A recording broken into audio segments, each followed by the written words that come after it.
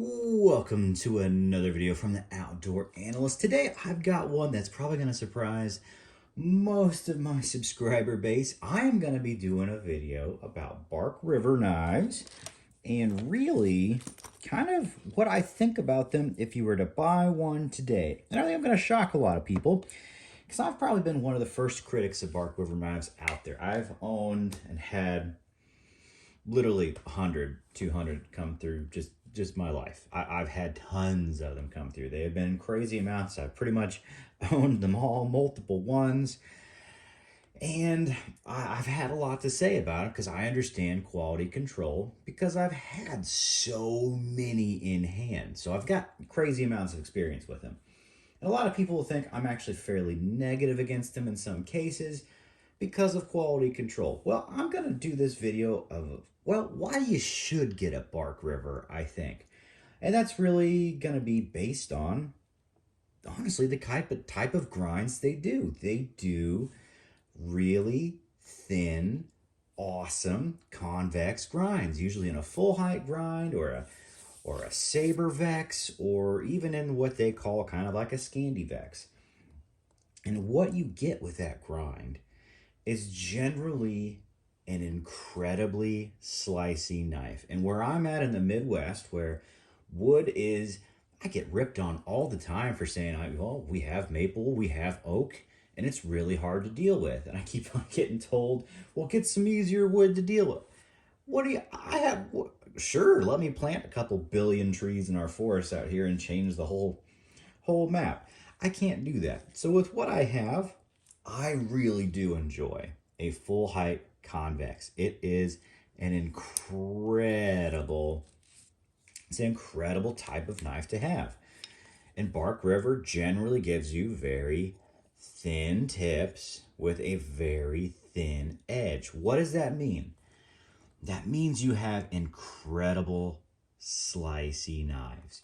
And honestly, for most of the work I do, it's going to be animals, it's going to be firework, I don't know, bushcraft, whatever you want to call that, but making fires.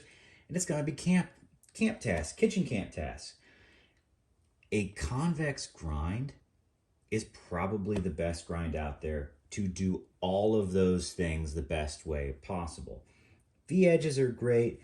Scandi edges are incredible for wood, but if you want something that can literally do it all and do it all actually, I'm just not going to say can do it, but can do it incredibly well, this is a type of grind that can do it very well.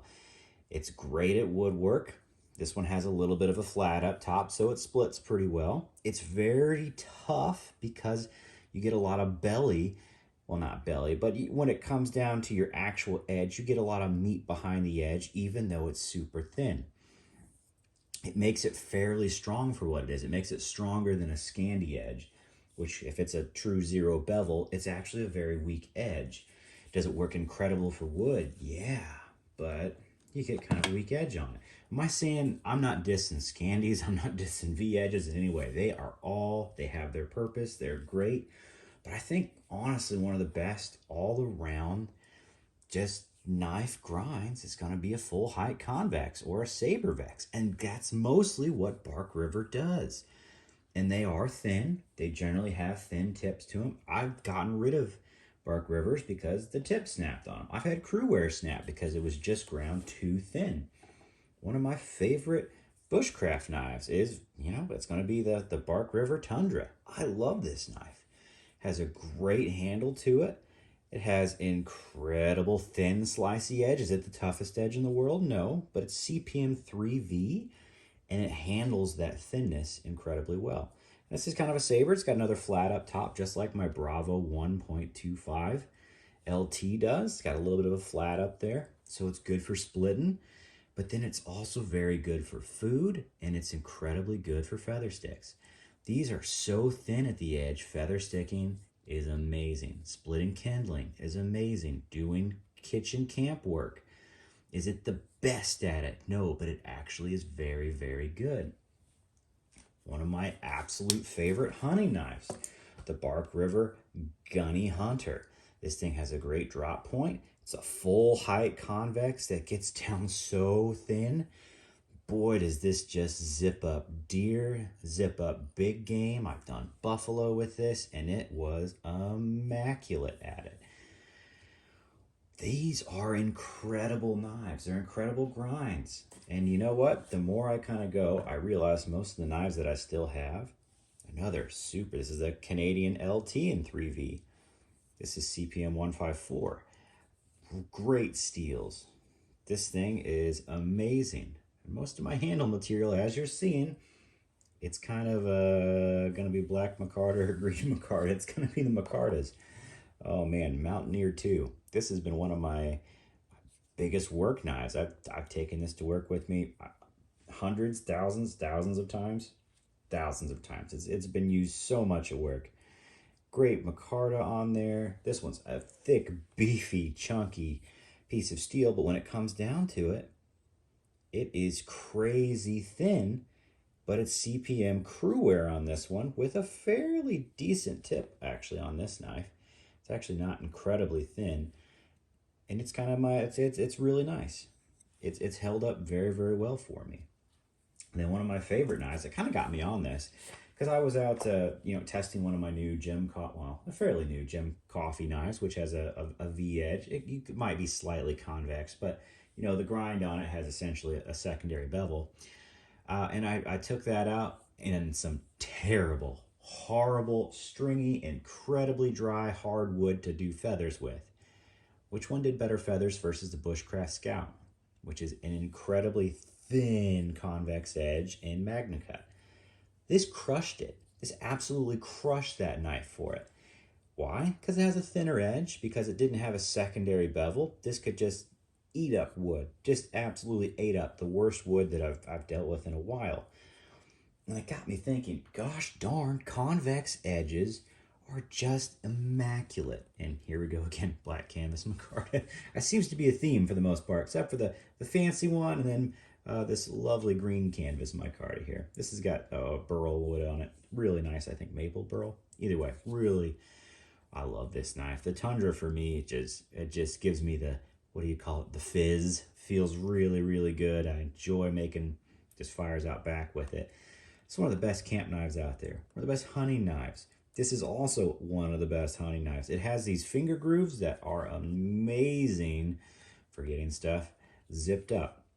And they do really lock you in. Can you do a hammer grip with this knife? No. This is not a, wouldn't really call this anywhere, shape, or form a bushcraft knife, but a field knife for actually working in the field, awesome. This is actually just like a baby loveless hunter sort of design. And honestly, because it has an open-ended bird's beak on there, this is a great knife. This is just such a good knife. Now, I've used this more for food prep, opening up boxes at work, just crazy amounts. There's still tape residue on there. There always is. It does a great job for that. This Bushcraft Scout, I've been more and more impressed with because I really like the handle ergos on the secondary run they did of these. I had a first run and it was just way too thick. This knife is incredibly light. It is truly like my favorite, probably, backpacking knife now. It's incredibly lightweight. Has MagnaCut. This thing does not rust whatsoever. I've left insane amounts of acidic juices on here for long term. Nothing. Wipes right off. No issues whatsoever. It's incredible. Now, is this knife really, really thin? Yeah. Does that make it one of the best slicers? One of the best like mini food prep knives, even though it's not a super long blade? Yeah, it does. So I'm just saying, there's a good reason to get a Bark River, and it is the convex edges. And when you get a good one, and let me tell you, you may have to work hard to get a good one, they're really nice. Now, I've started moving down to the cheaper versions, like the cheaper handle scales, because I don't actually feel like the pricing scheme for Bark River and their really nice handle materials is worth it anymore. You're paying $400 or, $350 to $450. Now I see some custom ones for $600. That I don't consider those to be custom knives. I don't consider them to be usually well done. There's usually always flaws with them. You should not be getting flaws when you get a knife that's over $400. For myself, I just kept seeing so many quality control issues that they're not worth it for that money. But you go down to your absolute plain Jane ones, you grab one for around 200 bucks. That's not too shabby. They're good working knives at that point. You should never have grind issues. You should never have, gaps inside of bolsters when you're talking about a knife that's more than 200 bucks. You should never have that. So for most of the ones that I have are actually pretty well done that I've kept. I've gotten rid of most of the, let's face it, the ones that had huge issues to them. And believe you me, the newer ones have a lot more issues than the old ones. I thought their QC was actually getting better. It seems like it's actually getting worse, which it may not be their fault. I'm sure it's hard to find good people that are knife grinders. Shoot, I even just saw on the Facebook post that Mike Stewart literally just fired somebody for drinking vodka on their, like, what, first or second day of work. I'm guessing it's hard to find good staff that has skills. But it's also not really acceptable to send out subpar knives. So that's also on the company as well. But how do you deal with it? Well, honestly, you as a consumer aren't going to make a darn bit of difference, but the dealers certainly will. So if you end up having bad knives, I've never had an issue with DLT, Knife Ship Free. Those guys are awesome. Send them back. They'll give you either your money back, they'll give you a better knife, a new knife. They will take care of you. And you know what? When they have issues, they'll take their issues to Bark River and they'll deal with them from a dealer standpoint. And if it becomes a real problem, yeah, maybe they'll order a couple thousand less Bark Rivers. And you know what Bark River might want to do then? It might actually make a difference for their QC.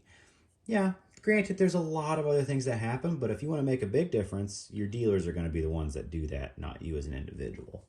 So, yeah, be the squeaky wheel. Anyway, I hope you like this video. I really do love Bark River knives.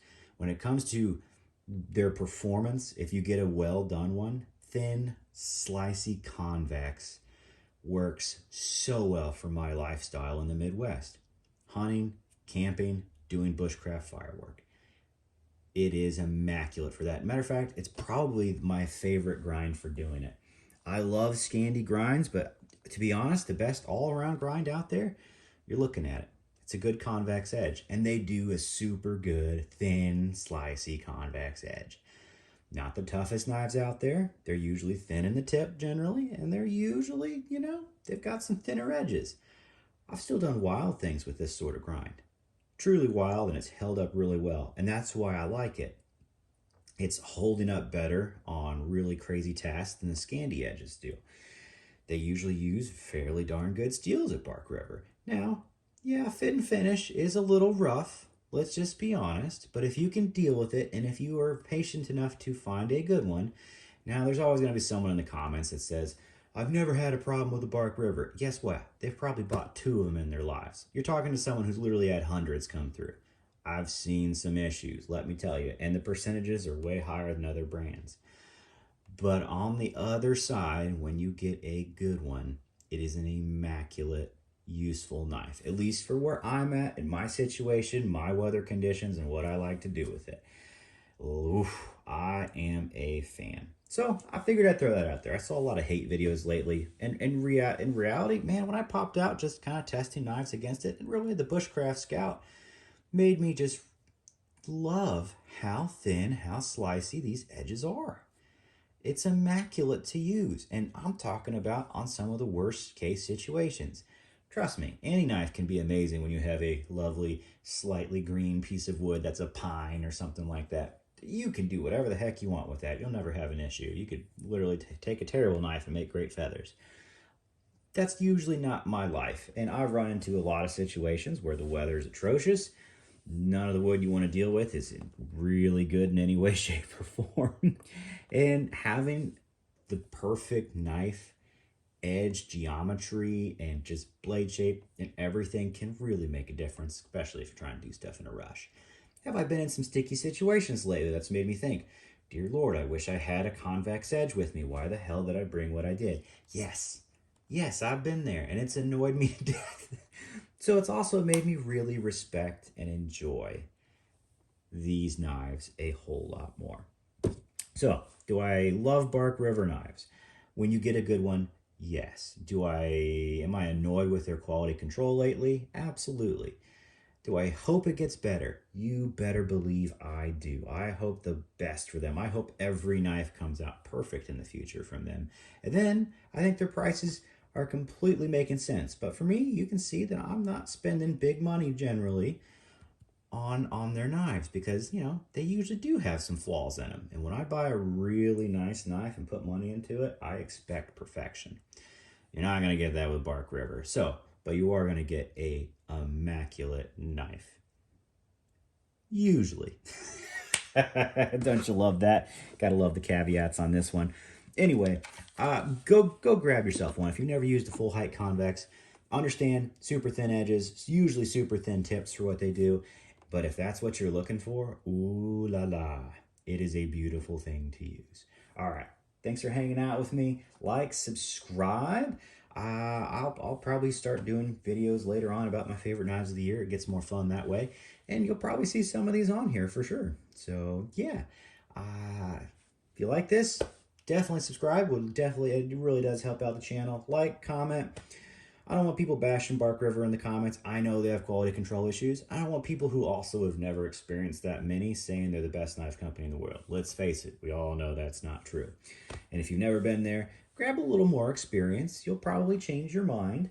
And even when it comes to blade grinds, more experience may actually change your mind.